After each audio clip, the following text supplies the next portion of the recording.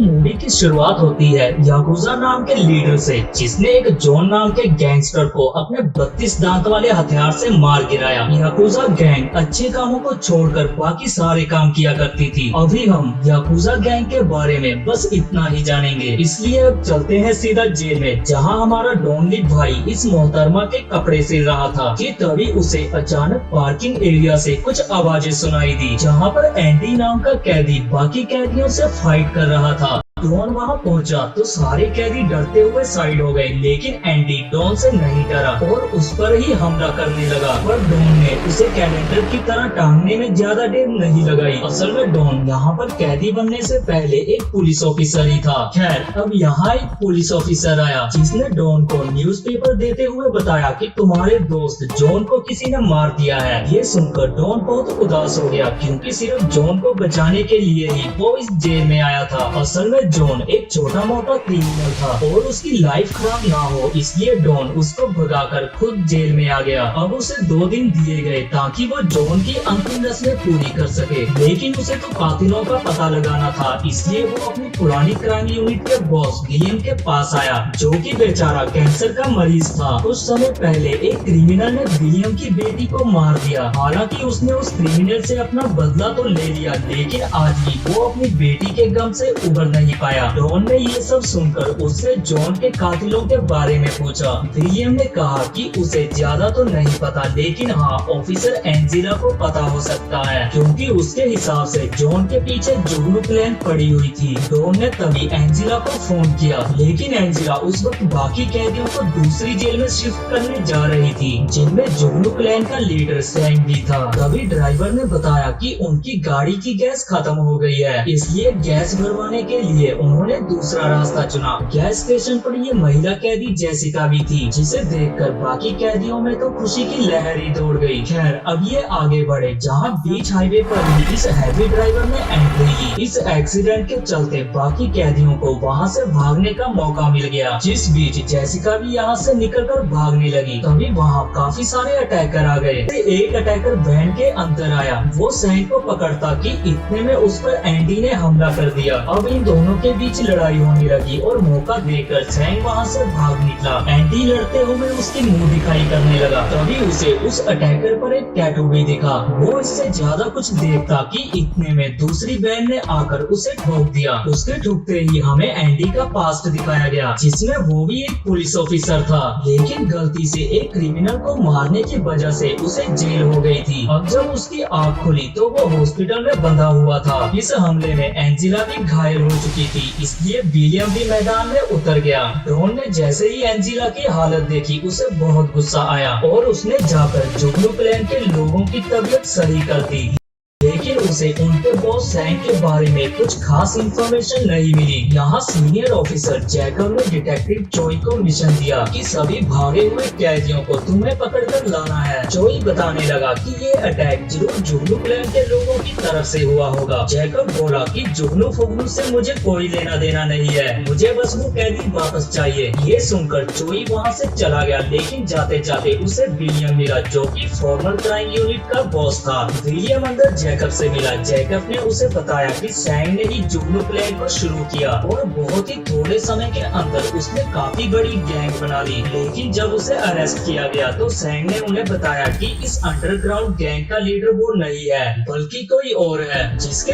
अंदर south Korea के नेता और बड़े बड़े ऑफिसर आते हैं। उन सभी का नाम सैंग ने एक डायरी में लिखा था, लेकिन जेल में सैंग के ऊपर काफी अटैक हुए, इसलिए उसे दूसरी जगह शिफ्ट किया जा रहा था ताकि सैंग को सेफ्टी देकर हम उस डायरी को हासिल कर सके। लेकिन उससे पहले ही वैन पर अटैक हो गया, जिसके चलते सैंग वहाँ से भाग निकला। जैकब की बात सुन के विलियम समझ गया कि कोई ना कोई ऑफिसर इस जुगनू प्लान से मिला है, जो सारी खबर उन्हें दे रहा था। जैकब ने विलियम से कहा कि सैंग को पकड़ने के लिए तुम दोबारा से क्राइम यूनिट शुरू करो। यहाँ डिटेक्टिव चोई अपने साथी को क्राइम यूनिट के बारे में बताने लगा कि 3 साल पहले ह्यूमन ट्रैफिकिंग और बाकी क्राइम को खत्म करने के लिए 4 खतरनाक ऑफिसर्स की टीम बनाई गई, जिसमें नंबर 1 पर था द बचर मतलब कि हमारा डॉन जी, नंबर 2 पर द मैडॉक यानी कि विलियम, नंबर 3 पर क्रेजी बी यानी कि एंजिला और नंबर 4 पर किलर मशीन यानी ताई। जोई ने अपने साथी से कहा कि ये केस इतना बड़ा है कि हमारा प्रमोशन करवा ही देगा। इधर विलियम एंडी से मिलने पहुंचा, जहां विलियम ने उससे कहा कि मैं तुम्हारे डैड को जानता था जो कि ईमानदार ऑफिसर थे, इसलिए अगर तुम हमारी क्राइम यूनिट में आओगे तो मैं तुम्हारी सजा 5 साल कम करवा दूंगा। ये सुनकर एंडी मान गया। अब डॉन उनके अड्डे पर पहुंचा, जहां उसने विलियम से कहा कि ताई ने आने से मना कर दिया क्योंकि वो पूरा धार्मिक बन चुका है। अब विलियम ने सभी कैदियों के बारे में बताना शुरू किया, जिसमें सबसे पहले नंबर पर आया पार्क, जो पेशे से एक साइको किलर है। इसने अपनी वाइफ और प्रोफेसर को मार दिया, साथ ही इसे बुरे लोगों और औरतों को मारने में कुछ ज्यादा ही मजा आता है, इसीलिए सरकार ने इसे फांसी की सजा सुनाई थी। नंबर 2 पर आया कीपचैन, जो पेशे से एक रेपिस्ट है और काफी बार जेल से भागने में कामयाब भी हुआ है। नंबर 3 पर आया सैंग। सैंग को देखते ही डॉन बोला कि ये तो मेरा शिकार है,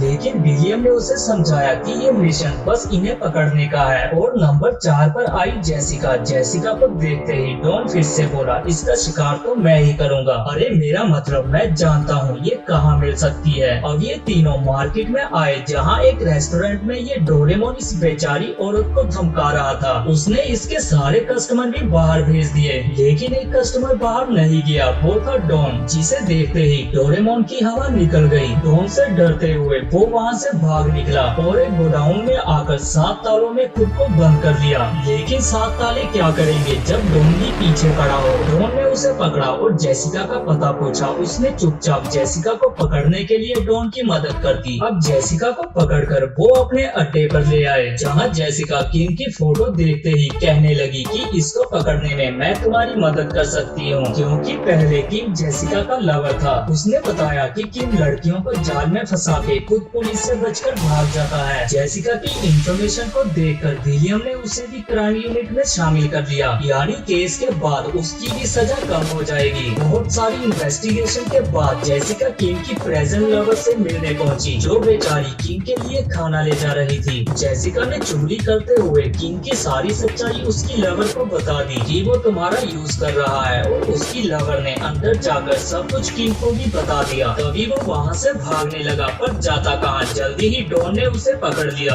वो उससे कुछ सवाल जवाब करते कि इतने में डिटेक्टिव चोई किम को अपने साथ लेके भाग गया। तभी अचानक विलियम को अटैक आ गया, जिस कारण उसे हॉस्पिटल में एडमिट कराया गया। अब डॉन अपनी टीम के साथ पुलिस स्टेशन में पहुंचा, जहां पहुंचते ही उन्होंने किम को अपने कब्जे में ले लिया। साथ ही चोई को वार्निंग दी कि अगर उनके काम में टांग अड़ाई तो उसकी दोनों टांगे गायब हो जाएंगी। अब किम से सवाल जवाब शुरू हुए। तब वो बोला कि हाईवे से भागने के बाद हम एक बस स्टैंड पर मिले, जिसके बाद सैंग और पार्क कहाँ गए मुझे नहीं पता। इधर पार्क ने मौका मिलते ही 2 ऑफिसर्स को मार दिया। अब पुलिस ऑफिसर्स के मरते ही सब जगह डर का माहौल कायम हो गया, इसलिए ये तीनों भी सोफिया नाम की मोहतरमा के पास आए, क्योंकि इसने ही पार्क को जेल पहुंचाया था। इन्होंने कहा कि आपकी जान को खतरा है, इसलिए आप घर से बाहर मत निकलना। ये कहकर ये तीनों यहाँ से चले गए, लेकिन पार्क सोफिया के घर तक पहुँच चुका था। इधर एंडी को सीसीटीवी फुटेज में पार्क के साथ सैंग दिखा, जिससे ये क्लियर हुआ कि ये दोनों साथी है। तभी एंडी को फोन आया कि सोफिया नहीं मानी और वो अपने काम पर निकल गई है। सोफिया अपने काम की जगह पर आई, जहाँ पर पार्क पहले से ही सबको मार चुका था। कुछ ही देर में यहाँ क्राइम यूनिट की टीम भी पहुँच गई। इसी बिल्डिंग में एंडी ने सैंग को जाते हुए देख लिया और तभी वो उसके पीछे भागा। जेसिका भी सोफिया के काम की जगह पहुँच चुकी थी, जहाँ पर पार्क उसे टॉर्चर कर रहा था। यहाँ इन दोनों की चीज भी शुरू हो गई थी। पार्क सोफिया को मारने ही वाला था कि तभी वहाँ पर कोरियन थॉर यानी कि डॉन आ, जिसने कि दरवाजे के साथ साथ पार्क को भी बुरी तरह तोड़ दिया। यहाँ एंडी ने भी सैंग को दबोच लिया। तब सैंग ने बताया कि जुगनू क्लैन का लीडर याकुजा गैंग का बॉस योशियारा है, जिसके अंडर पूरे जापान के क्राइम आते हैं। साथ ही वो पूरे साउथ कोरिया को कब्जे में करना चाहता है। उसने ये भी बताया कि योशियारा ने सैंग को बहुत सारा पैसा और सोना दिया था, जिसके बदले में सैंग साउथ कोरिया के बड़े बड़े लोगों से योशियारा को मिलवाता था, जिनसे मिलकर योशियारा काफी पावरफुल बनता गया। कुछ समय बाद योशियारा ने बहुत सारी नई ड्रग्स बनाई, जो कि कोरिया की जनरेशन को खत्म कर रही थी। इसलिए इसलिए जॉन ने साउथ कोरिया में उस ड्रग के प्रोडक्शन के लिए मना कर दिया। यही कारण था कि योशिहारा ने जॉन को मार दिया। जॉन की हालत देखकर सैंग भी योशिहारा के खिलाफ हो गया था, इसलिए अब उसने वो डायरी क्राइम यूनिट को दे दी जिसमें सभी क्रिमिनल्स और बड़े बड़े लोगों के नाम हैं। लेकिन तभी वहाँ जैकब की एंट्री हुई जिसने इन सबको गन पॉइंट पर ले लिया। अब हमें पता चला कि जैकब योशिहारा से मिला हुआ है। वो आया और सैंग को अपने साथ ले गया। जैकब ने जानबूझकर विलियम की टीम को सैंग के पीछे लगाया ताकि अपना काम निकलने के बाद वो इनकी क्राइम यूनिट को मार सके। जैकब ने उन सबको वहाँ बंधवाकर आग लगा दी। अब ये तीनों यहाँ फंस गए थे, लेकिन डॉन ने अपनी पावर से वो रस्सियाँ ही तोड़ दी।